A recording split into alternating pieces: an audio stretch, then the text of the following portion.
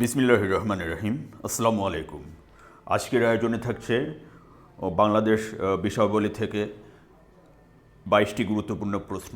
আপনারা পুরো আয়োজনটি মন দিয়ে দেখতে থাকুন। এখানে নৈর্ব্যক্তিক প্রশ্ন থাকবে, এক কথায় উত্তরও থাকছে। আপনারা পুরো আয়োজনটির সাথে থাকুন এবং প্রশ্নগুলো উপভোগ করার চেষ্টা করুন।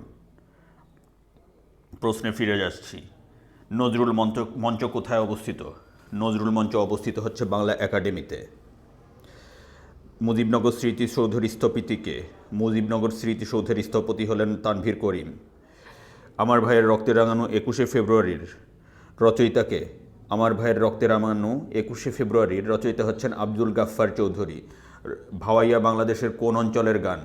ভাওয়াইয়া বাংলাদেশের রংপুর অঞ্চলের গান। অমর একুশে শীর্ষক কবিতার রচয়িতাকে? অমর একুশের শীর্ষক কবিতার রচয়িতা হলেন হাসান হাফিজুর রহমান। স্টপ জেনোসাইড চলচ্চিত্রটির নির্মাতাকে? স্টপ জেনোসাইড চলচ্চিত্রটির নির্মাতা হচ্ছেন জহির রায়হান। জয় বাংলা বাংলার জয় গানটির গীতিকারকে? জয় বাংলা বাংলার জয় গানটির গীতিকার হচ্ছে গাজী মাজহারুল আনোয়ার। গাড়ি চলে না চলে না চলে না রে গানটির রচয়িতা হচ্ছেন শাহ আব্দুল করিম। আন্তর্জাতিক মাতৃভাষা ইনস্টিটিউট কোথায় অবস্থিত? আন্তর্জাতিক মাতৃভাষা ইনস্টিটিউট অবস্থিত ঢাকার শেকরবাগিচায়। বেগম রোকেয়া কোথায় জন্মগ্রহণ করেন? বেগম রোকেয়া রংপুর জেলায় জন্মগ্রহণ করেন। বাংলাপিডিয়ার প্রকাশককে? বাংলাপিডিয়ার প্রকাশক হলো বাংলাদেশ এশিয়াটিক সোসাইটি। মনপুরা ৭০ কি? মনপুরা ৭০ একটি চিত্রশিল্প। শিক্ষা বলতে কি বোঝায়? শিক্ষা বলতে বোঝায় হচ্ছে দক্ষতা অর্জন। পরের প্রশ্নে যাচ্ছি, সঙ্গেই থাকুন। শিক্ষকের কোন দিকে নজর দেওয়া উচিত?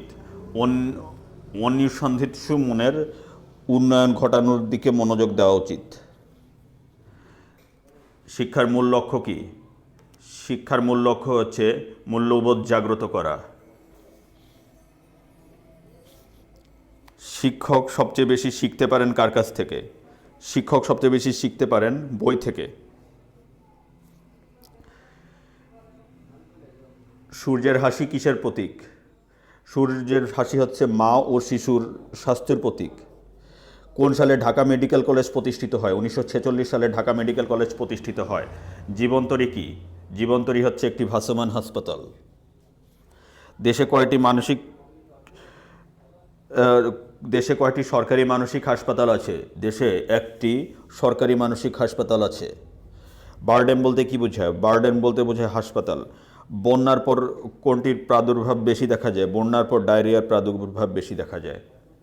ধন্যবাদ ভিউয়ার্স, আজকের ভিডিওটি এ পর্যন্তই। আমার ভিডিওগুলো যদি আপনাদের ভালো লেগে থাকে তবে আমার চ্যানেলটি সাবস্ক্রাইব করুন এবং নতুন নতুন ভিডিওর আপডেট পেতে পাশে থাকা বেল আইকনটি প্রেস করুন। প্রতিদিন প্রায় 5টি করে ভিডিও আপলোড করা হচ্ছে।